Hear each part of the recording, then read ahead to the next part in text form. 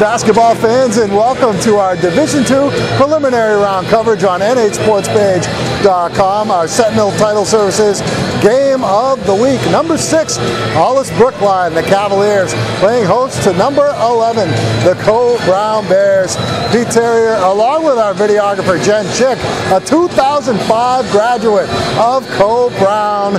So no question which direction that camera will be pointing in for most of the night tonight.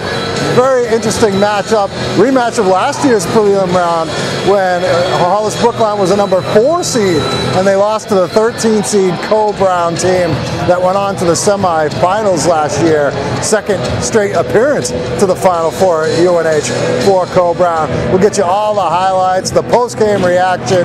It's Hollis-Brookline and Coe-Brown on our Sentinel Title Services Game of the Week on nhsportspage.com. Hollis-Brookline on the attack early. Daniel Bental with it. Has it on the right-hand side. Low block Whalen. Kicks it top of the 3. Gallant knocks down the 3. Goal Gallant. And Hollis-Brookline up early. 3-0. What a crowd the Cavaliers have. Three-quarter court pressure for Coe-Brown. Hollis able to break it. Almost a steal. Here's Hollis-Brookline. Blake for 3. And Blake buries it. 11-4. 7-point lead. Timeout Coe-Brown.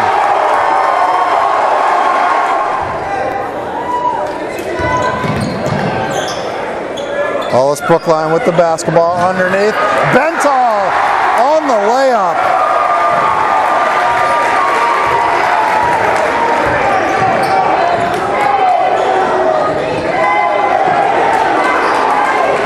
Nowlin with it, right side baseline, blocked by Whalen.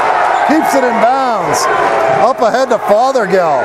Back to Whalen. Whalen now rolls her middle of the floor, back to Langdon, right side. Trying to put a pass down to Zolman. Nice catch. It was deflected, but Zolman came down with it and put it in. His first 2. It's 13-9. 4-point lead. Coe-Brown looking to run. Eden to Nick Rolzer. Steps into the lane. Floater. And it finds its way down through the hole. 2-point game. 13-11. Rebound Nick Rolzer. Rolzer will bring it up with the dribble. Rolzer backs away from 2 defenders. Throws it left side. Eden. Eden finds Eric Rolzer. Now to Nick Rolzer. Underneath all alone Zolman. And he banks it in. Zolman's second basket here in the second quarter, and we're tied at 13. So they got both Nowlin brothers in there. One Rolzer brother, Eden, and Zolman. They go into Whalen. Kicks it out, Bental for 3. And Bental rattles it in. And Hollis-Brookline back up on top. 16-13 for Daniel Bental, his first 3. Brother, right corner, Nowlin, he's trapped now, and a steal by Hollis-Brookline. Fothergill up ahead to Gallant. Gallant to the lane, and he buries it, the half hook. 21-15. Nice shot there. Bounds, gets it into Ben Porter, who's in off the bench. Porter needs to get a shot off, doesn't. To Nick Rolzer, he throws up a wild one, and Coe-Brown, not great execution in the final seconds, and they go into the locker room down 6, 21-15 against Hollis-Brookline.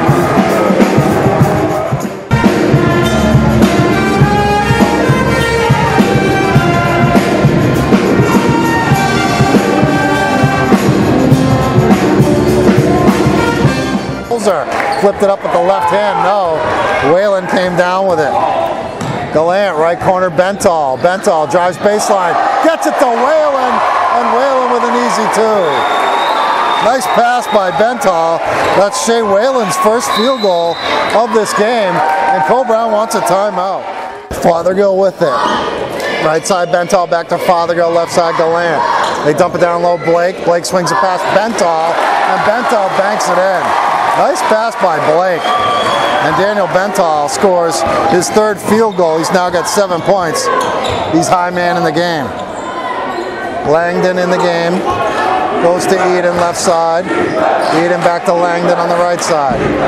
Langdon holding it, puts it on the floor, brings it left side. Eden trying to go baseline. He does. Nick Rolzer, and actually that's Eric Rolzer, scores it off the window, and it's 25-18. Rolzer lost it, Whalen picked it up. Whalen got it away, Fothergill up to Bental, Bental to the basket.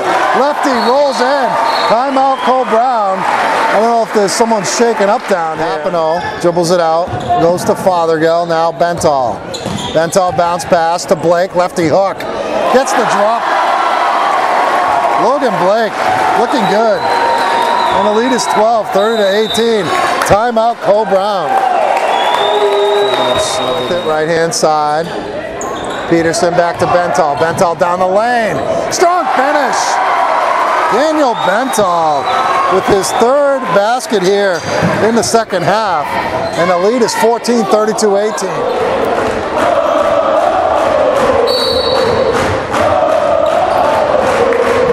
Hollis-Brookline out of the timeout. They go in deep to Whalen and a steal. Rolls are blocked by Whalen.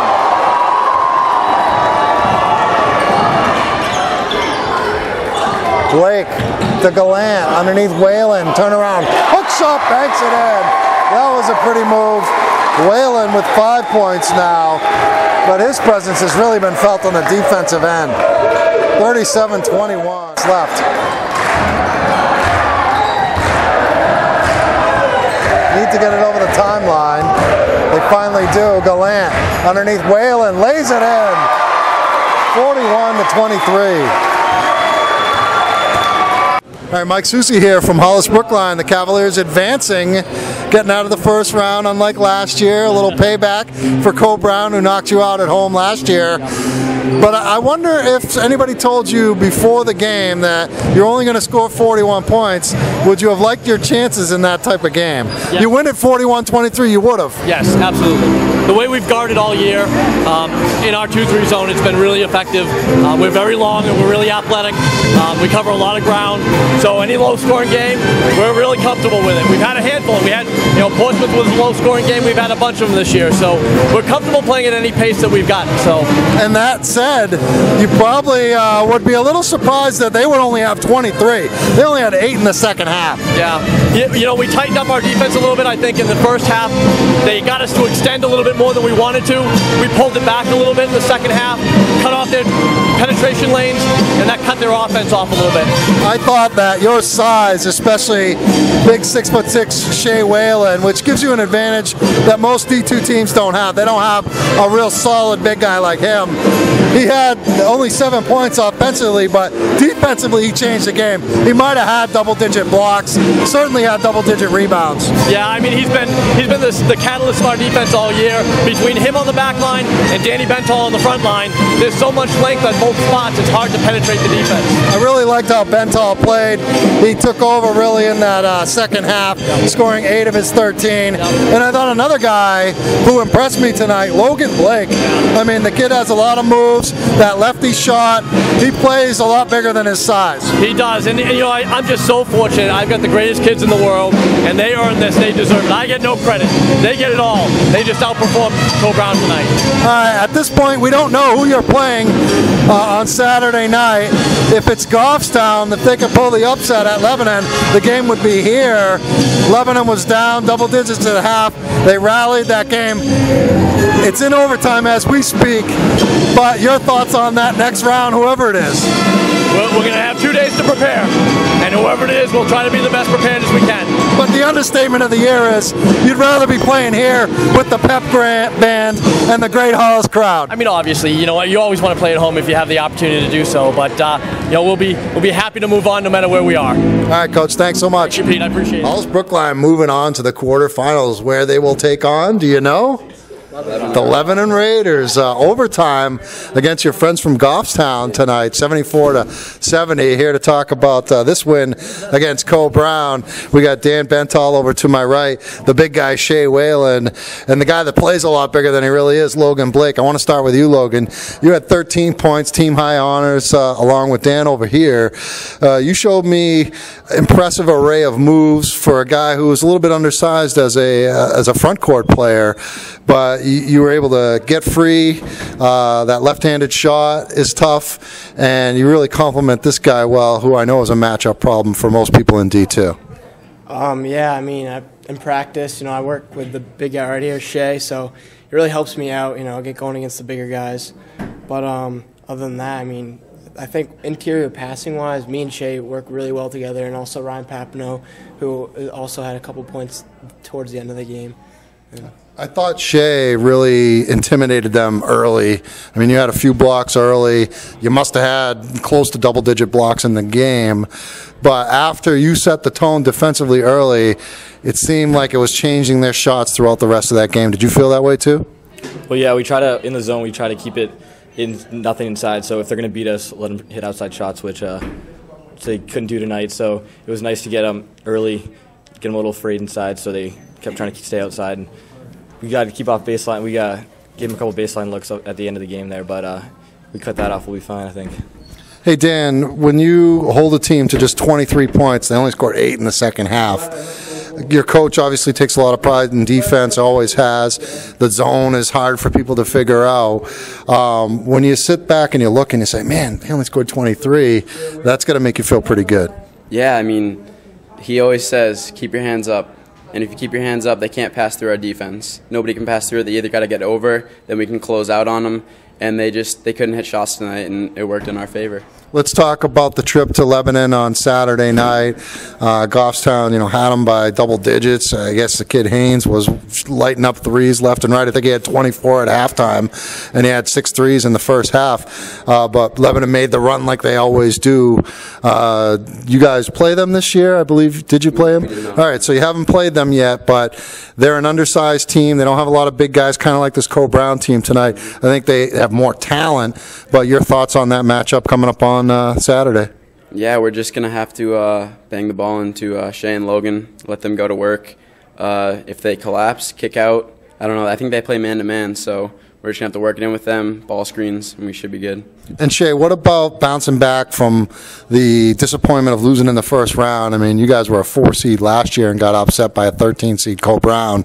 Can you talk about what you've learned from that as you move forward? Well, last year I think we really overlooked them. Coming in, we were cold off the gate, so today it was really important to get off to a good start, and I think we did that and keep it going the whole game. What about the tradition of Hollis basketball? You got a banner from, I was looking at it when I first got here tonight, 2005. You guys won the championship. Those great Etten-led teams. How would it feel to get back? I know the ultimate goal is really to get to UNH and let the chips fall there where they may, but how would it feel, as one of the guys, that is going out this year as a senior, how would it feel to get back to that Final Four at UNH? It would be great, but one thing that Coach Susi tells us every day in practice, and also coming up in the playoffs, is you never overlook a game. Never, obviously we have our minds on UNH, but we're taking Lebanon right now, and that's our focus right now. Other than that, we can't focus other than that, because like last year, Coe-Brown, we looked over Coe-Brown, and you know what happened there. So. All right, that's Logan Blake, Shea Whalen. We got Dan Bental, Hollis, victorious against Coe-Brown, 41-23. They're moving on to the quarters.